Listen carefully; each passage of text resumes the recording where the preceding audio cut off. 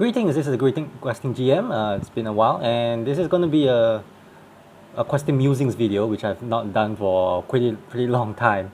I guess since pretty much when the channel started. So I've been trying to get myself back into making more Questing Musings video because I thought that would be the bulk of the videos that I'll be making on this channel. But it turns out that it's hard to talk about gaming sometimes, especially in the current climate where gaming is at right now, where things can be very divisive, to have different opinions about things. But I think we need to have certain grounds for discussion. We need to have certain grounds for expansion of ideas. We need to have a grounds of exploring certain well-held beliefs, well-held ideas, or well-held best practices, and we just need to talk about them, and we just need to really, put a more critical eye onto these things and scrutinize it, and just find out what is the value of having certain beliefs or ideas or opinions about gaming related topics. And that was actually what I was hoping to do with the Questing Musing videos, but it's been really difficult because one simple reason is because there's so much to talk about in gaming. There's just so many topics that and things that happen in gaming that is just worth just worth prying it open. And the moment you do, there's just so many nuances to address. There's so many nuances to really think about and reaffirm, or sometimes even reject entirely, of why we do things a certain way in gaming. And that I mean, that might sound pretty odd to you, in the sense that if I have so many topics to talk about, why am I not making any more of these videos than I wanted to?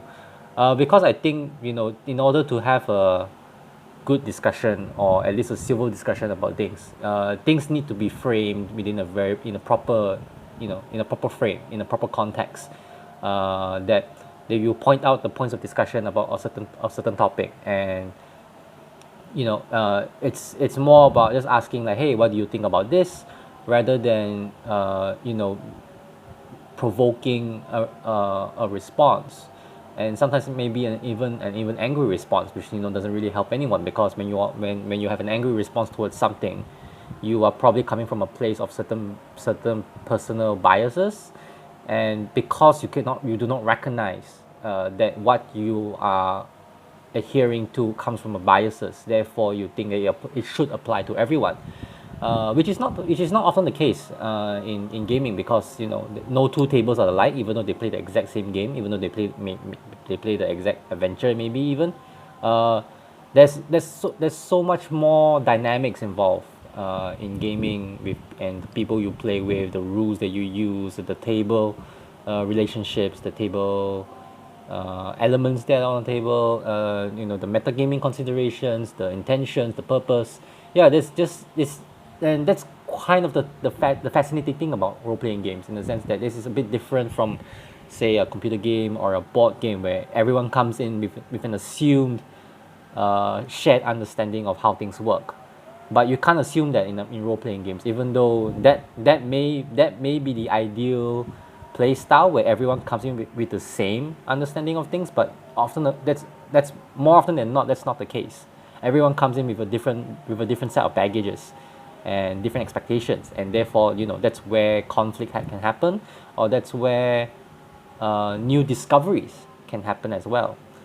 So to narrow things down, and to maybe boil things down, to the purpose of this particular Questing Musings video, is that I felt that since I've not been able to find a proper framing for many of the topics that I want to discuss in this series of videos, I felt that maybe I should just start from maybe like from the very beginning, so to speak. Maybe from the very basic fundamental things that I want, that hold my interest right now, and hopefully, as a seed, it may just grow for me, and maybe this channel, to explore many different ideas and topics, as we venture on, making as I explore and talk about more of these topics on this channel, especially for Questing Musings video. So what am I going to talk about? I think the best place for me to start right now, as I said, is to start with places that I have my heaviest interest in right now, and to explore, to really look into, and that's something that I really want to expand my knowledge, and also my thinking, or maybe my philosophy about things. Um, and this I'll be separating these two into generally like two parts, in the sense that one is my thinking as a GM, as a game master who runs games, and also the other, and obviously the second part is someone who has, as a player, like how do I engage in this activity of play with other players, and be me not being in such in an environment of control as compared to a GM who has a larger sense of control compared to a player. So I'll start with my current troubles or problems right now that I'm facing as a GM, that I would definitely like to explore and improve on and evolve to, and maybe along the way that with, because the problems I'm having right now, I'm going to talk about is like in very broad strokes. So obviously there is a lot of minor details and minor nuances within those and obviously many subtopics within the main topic themselves. They could easily just be something else entirely, and let's just see where this goes, right? All right. So as a GM, one of my first few main problems is doing prep, like prepping for a session, can be a lot of work. Can take up a lot of time, can take up a lot of resources, can take up a lot of brain power, in the sense that you think about what is it that you should prep, what is it that how you should prep.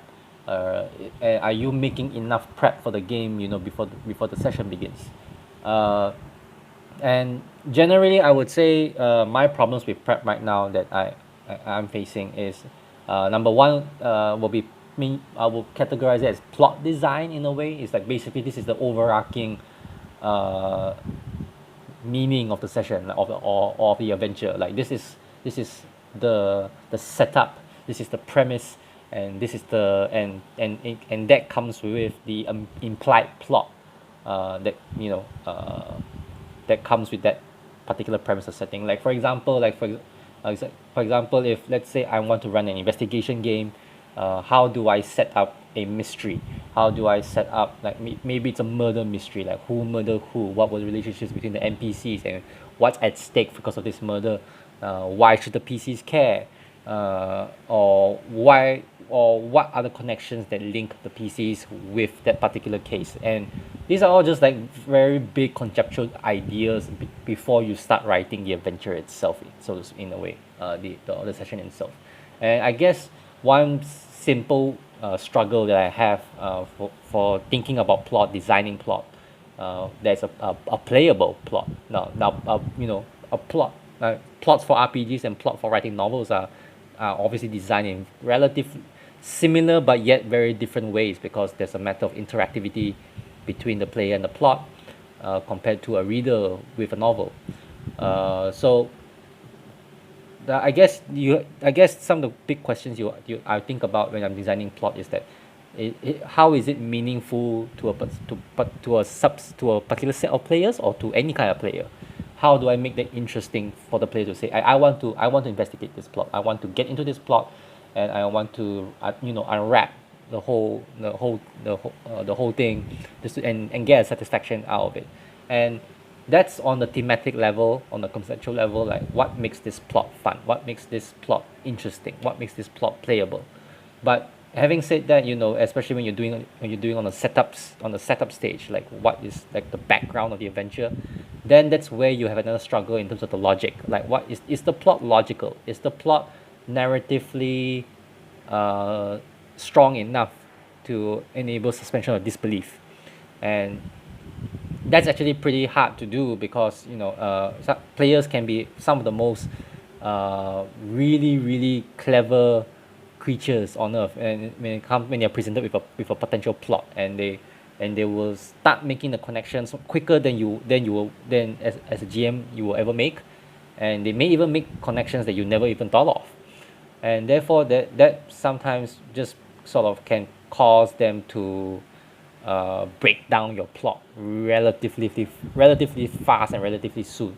And and the moment they do that, that means the plot has failed. The plot is not interesting enough to be played because it's simple. And the more complicated you try to make a plot, the more areas, the more potential for plot holes and loopholes is your plot becomes, and becomes even more fragile the stronger you try to make it. So that's one aspect of plot design that I'm definitely concerned about. And even after I've read the plot, the next area that you have as a GM that I'm also very very interested and concerned about is encounter design. Obviously because in the mind frame that if you believe that an adventure is a breakdown of different encounters or scenes or whatever the rules or system that you're using calls them, but basically it's an encounter is basically a situation where the PCs are tested for something.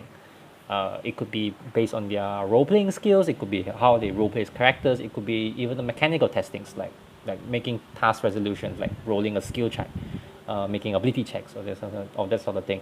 How do you design encounters to be challenging, but at the same time meaningful, and also as a bonus, make this encounter an essential part of the plot. Like, and in the sense that encounters that can be bypassed by players means that encounter isn't worth the prep time that you put into. So how do you tie the encounters together to weave into a plot? And you sort of give the players the interest to get into encounters rather than trying to force them on a real track to move along those encounters. So yeah, that's definitely like that's this triad of trying to make a good of what I think is a good encounter in my book. It's only applies to my current thinking of encounters right now. How this trifecta here is something that's really hard to find a good balance, a very delicate balance, and maybe it requires a lot more discipline. Understanding of disciplines. It could be from writing. It could also be in game design or level design. And that's definitely a topic that I would definitely like to learn more about and see where I can pick and choose and cherry pick into forming a more formulated approach into encounter design. And the last thing about my concerns about prep, it's definitely what I currently call them as emergent elements.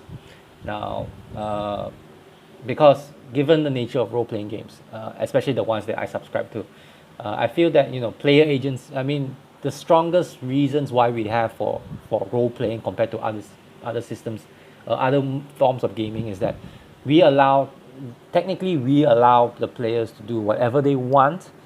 Although that's probably a topic that I will probably talk a lot more in a more focused video about that sentence, in the sense that it's about letting the players do whatever they want. Now that's a half truth. To me that's a half truth. But I think how we sustain this illusion of choice, of letting play or illusion of freedom, is that because as GMs we are probably prepared to face whatever the players throw at us, even though those things are unexpected. And so that's where I come to the understanding that this is what we call the emergent element. These are elements within our plot design, or these are the elements that we put inside our encounters and plots, so that they can grow after interacting with players, after only the players have manipulated these elements to become what is owned to the player, but at the same time also moving in the direction that you want them to be used for. And these are some of the things that I like, that I mentioned earlier about logical points. Like if you put an emergent element into your adventure or into your plot, and if they are allowed to grow in areas that is away from your intended plot, then this is actually a pitfall. This is a potential pitfall into your adventure design, to your plot design, that could seriously just derail your entire plan for the session. So how do you design a good emerging element how do you control an emergent element, and how do you decide what directions is this emergent element able to go from. And for now, I've just basically I'm breaking down emergent elements, uh, poten- places with potential, for to allow for player creativity, agency, and expression, uh, into basically three parts. Basically, it's the locations that the PCs can go, and maybe whatever's in within the location, that the PCs can find inside the location that has the potential to maybe take PCs to different locations that you want them to go, or maybe that's the basic place, the first place that the PCs will always find themselves, and they will always try to manipulate that particular environment to what they want to do, and therefore that warrants considerable thought on how do you design a location that works for you and works for you, but and also gives freedom to the PCs. And obviously within locations, besides things, and objects themselves can also be an emergent element, especially like something, for example, a good example is definitely a fantasy MacGuffin, a magical item, or a item that will save the world, that sort of thing.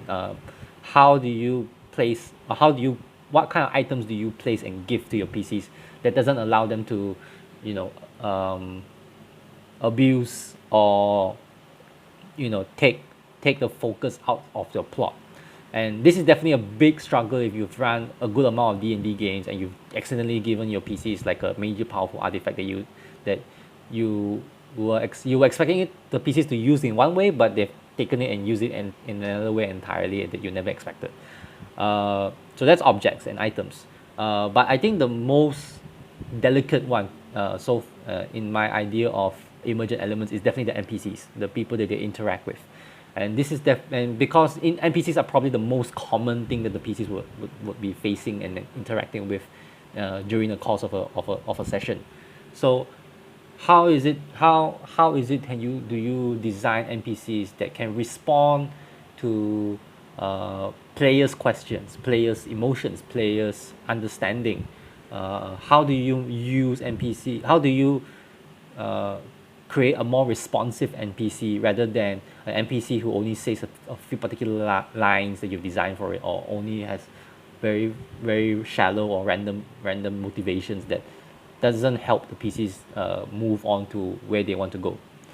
And obviously there are many there are many functions of NPCs. They can be information givers, they can be people who give exposition, they can be helpers, they can be enemies, they can be the big bad who the PCs are supposed to defeat, the antagonist force against the PCs.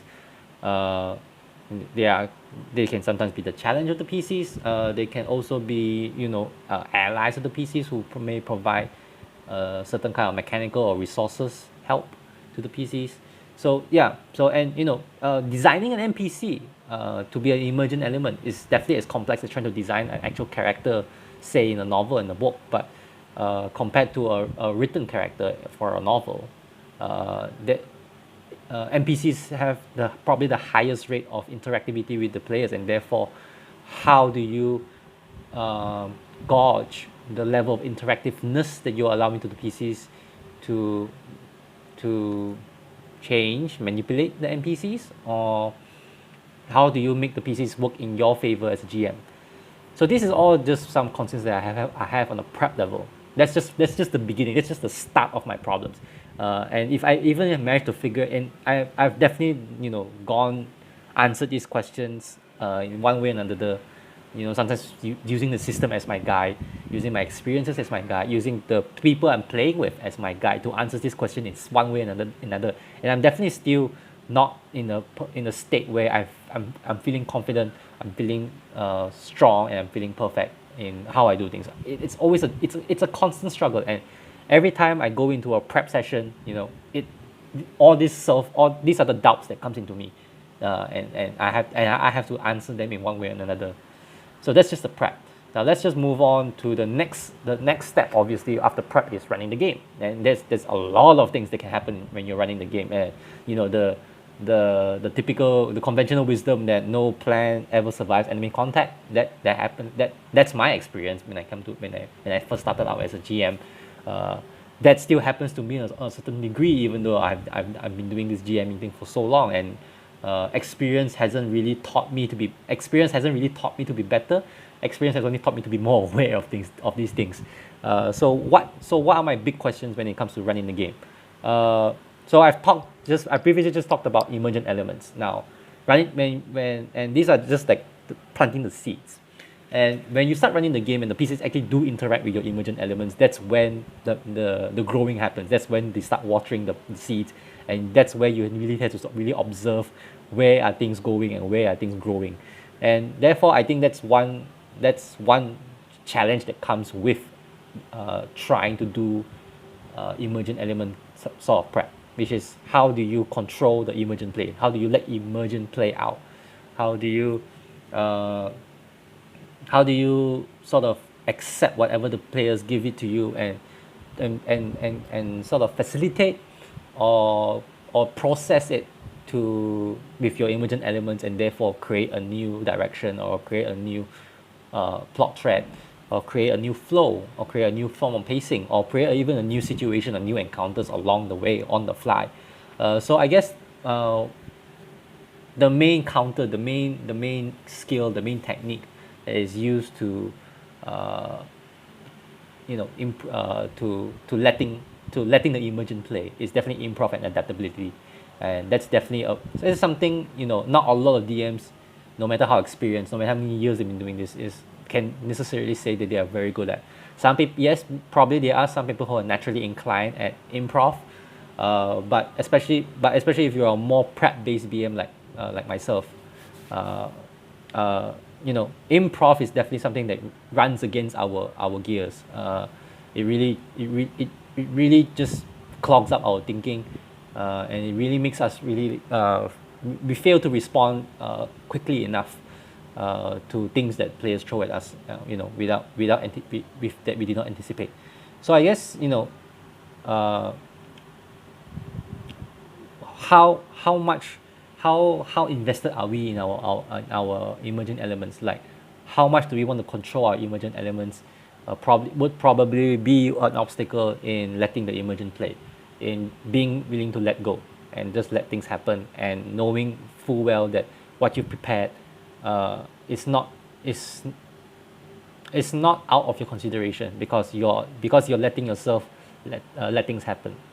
uh, and you know especially when it comes, and as a fallout, or I guess you can say, as a fallout of emergent play, uh, it means that most of the time, as you're responding with improvisations, then uh, then it sort of disrupts your flow, especially if you're a GM who has a certain time frame for things to happen in mind. And if you're talking about, once flow is not within your control, then the next thing that obviously comes with it is uh, your pacing, your time control, in the sense that maybe players are dragging out certain encounters for far too long than you wanted it to be, and you run out of steam to just to contain all the elements within that particular encounter, and then therefore becomes a very drawn out encounter, and therefore becomes it you lose your sense of pacing, in terms of emotion, in terms of time, and in terms of investment by the players. So that's definitely another consideration that comes after letting the emergent play. Like, even if you do let emergent play out itself, it can fall into that area where it becomes boring, or uninteresting, if you still do not come if you as a GM do not come in and sort of put a grip on, okay, this has gone on a bit long enough. Let's see how we can move on from there, and the players hopefully will move on, and give you a little, at least a control of the flow of energy, rather than the flow of the plot. And one I find is a very unique aspect of role playing games, that you wouldn't find as much as in any other forms of gaming, is the sense of adjudication. That one of the role of the GM is to adjudicate, to make a call, to make uh, to make a snap decision of what warrants uh, a certain result or what warrants a certain challenge that the PCs has to overcome, that has not been planned ahead in whatever shape or form, and the real challenge I think in making good adjudication or being good at adjudication is rules mastery and adaptability. Rules mastery in the sense that how well does the GM know about the rule set that he's using, and being able to use components or elements within that rule set to say, all right, this is probably a call for a what check with advantage, for say an example in D&D, or maybe in alternative this is a what check with -2 to step die or something like that. Being knowledgeable enough about the mechanics and the design of the mechanics to use in your favor to make proper calls, rather than just arbitrarily using particular elements without understanding what those elements are for. I think having a good understanding of the rules and having a mastery of those rules is one aspect. But on the flip side, maybe certain rules sets and systems are not as good for adjudicating as compared to others. This is obviously something that rules that are heavier crunch are more difficult to adjudicate than compared to rules like systems that are maybe even built on the basis of adjudication, that the flexibility is so high with the system that basically the GM can allow sort of anything, and that would still run along with what the system is meant to do. So, and being a GM to be able to recognize that, okay, this system may seem complicated, but it's probably only doing this in a certain way that's much easier to understand, and therefore I know how to adjudicate for similar situations that that particular mechanic may not have addressed. And this I think this is something that's a very, at least in my experience, I felt a lot when I was running Dungeons and Dragons 5th edition. There's a certain degree of flexibility and a certain degree of rigidness in the rules that is very hard to really pinpoint exactly at which point is it meant to be rigid and at which point is it meant to be flexible. And people may say the conventional wisdom is that you don't need rules, you only need the rules are only guidelines. But I think I rather disagree with that sentiment to a certain extent, because I feel that if everything's a guideline, then we basically don't need rules. It just basically turns into a storytelling game, and I think there's a certain different kind of reward in knowing your rules well enough that you know how to use them as a guideline, rather than ditching the rules and just ignoring them because they are supposed to be guidelines. And I think for me, what makes a good form of adjudication is making fair and fun rulings. I think it's really easy. I mean, people talk about the rule of cool, the rule of awesome, and then obviously on the other end you have raw rules as written. But I think a really good form of adjudication as a GM who is quick at improv is also being able to make quick, fair, and fun rulings. In the sense that let's say the players want to make a certain check that's not covered by the rules, and as GM he will say that, all right, this is the check you're supposed to make based on my understanding of how the rules should work. But at the same time, I'm also making this a moment for you to have fun. I'm making this a memorable moment for you for good or bad reasons. And I think that's probably like an ideal that I would like to hit, but I think it's not as easy as it sounds, despite what people may think, because you're trying to cover a satisfaction both on understanding of rule mastery sense, and also being adaptable and knowing how to have fun, knowing that this emergent point or emergent element is here to give fun to the players, to give a certain sense of gratification of whatever they're trying to do. So that's also one challenge, and I think adjudication is a very unique challenge for RPGs compared to other games, because I don't think there's any form of gaming that sort of allows this sort of happy accidents to happen. But because of that, there is not there's it's a very niche area to explore, and I think that in itself generates out so many discussions and so many interesting ideas that can happen with it. Okay, so and one last thing that I have problems with running the game, my concern is the art of description. And I think I used to be really good at this when I just started out when I was much younger and giving out descriptions, and these are descriptions obviously they are like prepared descriptions, like the ones that comes with the adventure module, or the ones that you write for themselves because you know what you want to tell the PCs. And obviously there's the improv description, like these are your typical like the player rolls an 18 to hit and he hits, so what happens, how do you describe the PC's actions in combat? How do you describe the PC's actions during a particular high chase sequence or something like that, to make it interesting, to make it fun, to make it memorable to PCs? Because after all, that's what the players are here for, to have an experience. And what are the key points or grasp of description art, or art of making descriptions interesting, but also not damaging your flow, not damaging your pacing. And that's actually a hard balance to find, because if you've read any of the D&D 5th edition text boxes, especially the newer ones, they have descriptions but they are very dry, and sometimes in the worst case scenario they can be misleading, misinformative, or just doesn't invoke any sense of imagination on the players. So that's one really major challenge as GM for myself, is that how do I package descriptions to be useful information inside flowery narrative, inside flowery language, to strike imagination.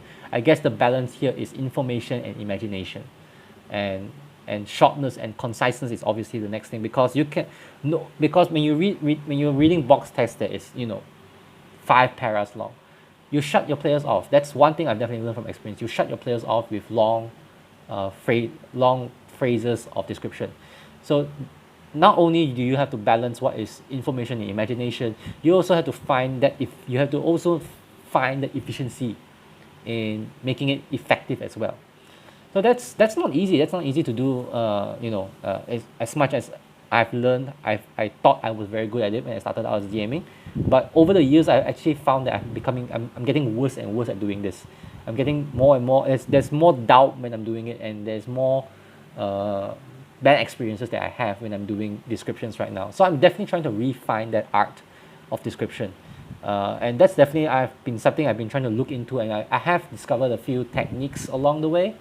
But let's explore these ideas, and let's see how do you make descriptions, how do you think about your descriptions, and how do you write your descriptions, and how do you improv your descriptions. I think just that alone is such an interesting topic to have so many ideas in there. All right, and the last set of concerns that I have as a GM, besides prepping and running, is the people that the people that I run for. I think 90% of GM problems will be solved as long as you're playing with the right people, with the right game, and with the right attitude. But human nature being what it is, no one's going to have the same expectations, no one's going to have the same touchstones as you, no one's going to have the same inspirations, no one's going to have the same ideas, and no one's going to have the same approach with what you're trying to do. And that's actually a very difficult thing for GMs. If it's already a very difficult thing for two people to understand each other, on a very strong level. It's even more harder when you multiply that problem by 5. Like if I'm a GM who have to deal with 5 personalities, how do I manage them all so that everyone's on the same page, and we can get even get a game running together, and have the same amount of fun by the end of it. As a GM, you would definitely feel bad if like you had a 5-player group, and only 2 out of the 5 were actually having fun, and you were managed to able to cater to those fun, while the other 3 had the worst time of their lives. That I don't think that's a win-win situation in any case for a GM. So and I think besides just finding the right people to play with, I think to a certain degree, some of this mentality, some of this habits, some of this behavior can be encouraged in some form or another. And I think that's one interesting challenge as a GM. Like, not only you are the one who provides the game, you are also the person who builds bridges, the person who builds that relationships with your players, as individuals. How do you talk to them about RPGs? And they may have a different level of understanding with you. They may have a entirely different contextual understanding of how role-playing games are played with you. How do you engage in conversation with at least your players? Not we're not even talking about engaging in conversation with the community, with other players who are not in your game. I'm just putting the focus on just your players, so that you can build a certain level of understanding that, and at the same time working towards a common goal, a common experience in a way. And this is all, this is all human relationship, this is all social talk, this is all social dynamics at play.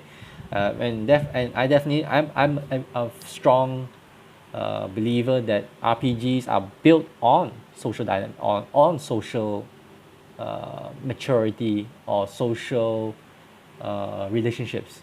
That you can't have a game of role playing game without social understanding between players and GM.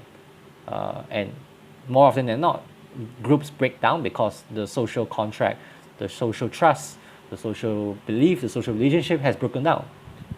So these are more human behavior, psychological questions, I guess you could ask. But at the same time, it can also be like, how, as a GM, how are you portraying yourself as a leader of some sort to the group? How do you lead the players to work together, and also work with you to have a fun experience for all? So these are definitely, and even just trying to have a conversation with people about certain things can really be a powder cake, lighting ready to light up. And there's definitely some social delicacies that has to be observed just to get a point across, and to inspire discussion rather than to spark a revolution of some kind. And especially in my current state, in the current community that I am, is how do I introduce, or how do I encourage new players? Because despite in being in a better position right now, where I can relatively find new players to join my games, even strangers, without so much of a trouble right now. But I think we might, as most GMs now, I think especially with the current trend or current climate, where fifth edition Dungeons and Dragons is in the picture right now, there's a huge influx of new players. And some GMs, maybe myself to a certain degree, may have feel that obligation, that it is up to us to herd these new players into being able to enjoy the game more, being able to stay in the game more, and maybe even to one level, like, encourage them to even be GMs and pass the torch around. That may be a topic I want to talk about, in the sense of what is the GM's role, or what are the roles of game evangelists right now, which might be a controversial one, or unpopular at least. But I think right now I do not have a particular fixed approach or fixed mindset when it comes to introducing RPGs to new players. I sort of just let nature take its course, try not to impose any kind of values onto new players about how they should play, or what they should play, or telling them things, what is good thinking, what is bad thinking. I'm not at the, I'm not interested. I don't think that's even a healthy way to approach things, to bring people into the hobby. I think and that's a curiosity for me. Like, is there a way, or is there a proper way of thinking about how do you embrace and introduce RPGs to new players? And I haven't really started seriously thinking about this, but definitely there's so many discussions and ideas to be had about this. So yeah, that's definitely one concern uh, I have as a GM. And coming to my second half of this discussion is concerns that I have as a player. Now, this is actually a very interesting problem that I have as players, because generally as players we don't really I you probably don't think that there's anything being difficult about being a player, besides having good habits, or productive habits with your GM, or your play style, in a sense that you're being maybe you're willing to suspend your disbelief. Maybe you're having certain good practices in terms of your gaming, like keeping journals, paying attention, not playing with your phone, not stacking dice, thinking ahead of your turn. There are definitely some good practices as a player. uh, I mean, some of these we can talk about, but I guess the result speaks for it. The idea speaks for itself. That there's not really much to expand on that. But I think the one that I feel that can be difficult for a player playing in a group is, how do you give feedback to your GMs who run the game?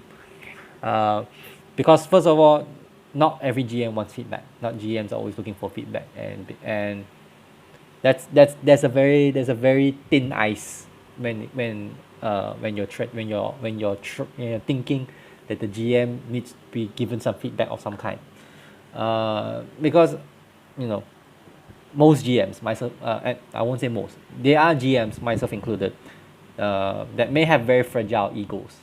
We the moment that we are willing to step up the plate to run a game, we feel that uh, what we are doing is the right way, what we're doing is the right thing.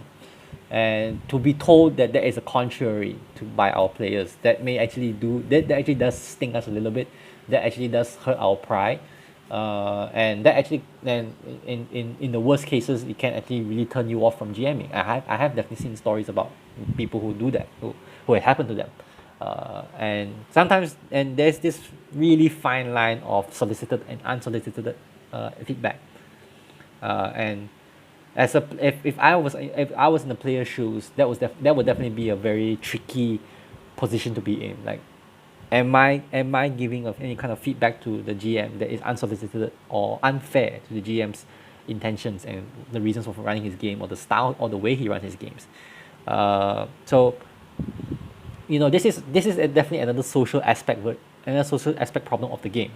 The social courtesies that we have to observe as a player to the GM. What is your exact relationship to the GM? Is it some kind of provider of fun, and the one who embraces the fun? Like, am I just here to be entertained by the GM, or do I have a certain stake in the game to be allowed a voice to a certain degree, or to whatever degree? That'll be the question. Like, how much voice is the players allowed to have? And can I recognize that level of agency or democratic feedback to the GM? And the other thing, especially if you are a player who has very good or who has good practices, with playing a game, and as a player, I obviously want to make the game more fun in any way I can.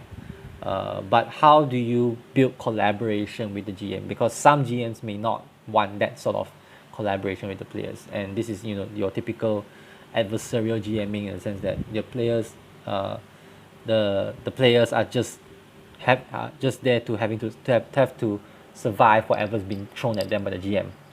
But as a player, I think that's I may enjoy that to a certain extent.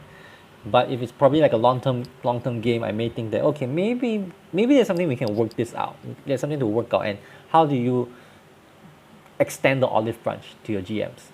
How do you talk to your GMs? How do you give them ideas that, hey, maybe if we work together for certain things as a part of the campaign or something like that, maybe there's something that we can make out of it that would be beneficial for both of us, in the sense that the GM makes a better.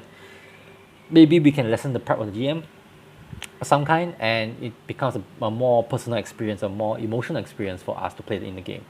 And you know, if I'm facing with a GM who is very distant, very closed off, how do I try to break that barrier? How do I try to approach that GM and work things out?